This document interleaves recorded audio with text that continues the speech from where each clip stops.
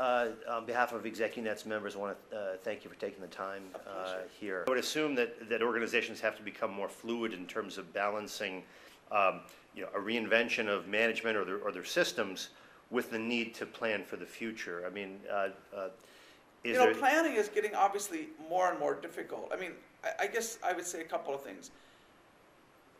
There is much about the future, I think, that can be broadly known. I mean, we can see the deep trends that are emerging there. And, I mean, for example, in the last few months, the last few years, a lot of kids have started turning off their cable television connections or not using them at all because they're getting now their video from Hulu, from YouTube, from other places on the web.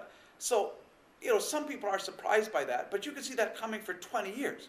You could see the increasing bandwidth that was going into homes. You could see we were getting better and better video compression technology, so I need less bandwidth to deliver full motion video. These trends have been there for 20 years, and if you play them out, and you say, okay, like where do they converge, what actually happens, a lot of this stuff is not so hard to predict. I think often the challenge for organizations is it's not so much the future is hard to predict, but it's very unpalatable. Right? You don't really want to face up to the fact that your dearly beloved business model is under mortal threat, so you just kind of ignore those trends. So there's a lot that can be known. There's obviously much that can't. So you want to have this combination of as much foresight as you can, paying attention to the weak signals, playing out those trends, looking at their interaction, and painting those scenarios, but at the same time, recognizing you're going to have to be extraordinarily flexible. And that a lot of the, while the big trends are visible, the way you exploit those, the opportunities that are buried in those, that's going to take just a lot of high-speed adaptability, a lot of experimentation. It will not be one grand strategy that you set up for the next 10 years. It's a broad opportunity area and then constant maneuvering to find the right way in. Great. One last question. I know your book, The Future of Management's been widely acclaimed as a real difference maker for organizations.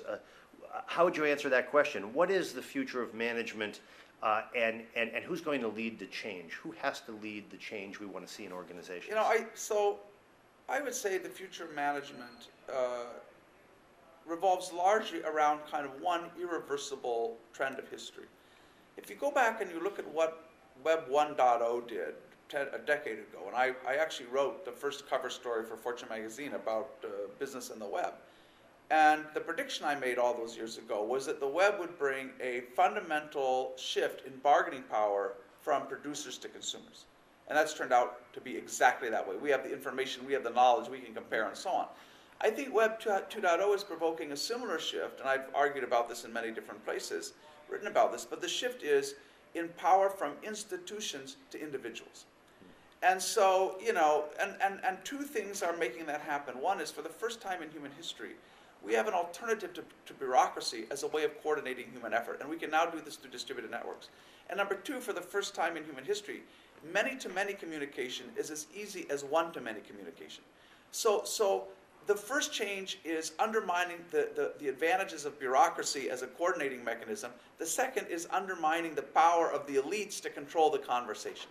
So I think that is the real thing that's going to happen with management, that this 100-year-old operating system that relied on centralization, on a formal hierarchy of authority, on all the decision rights, that thing I think is going to be mostly gone within a decade.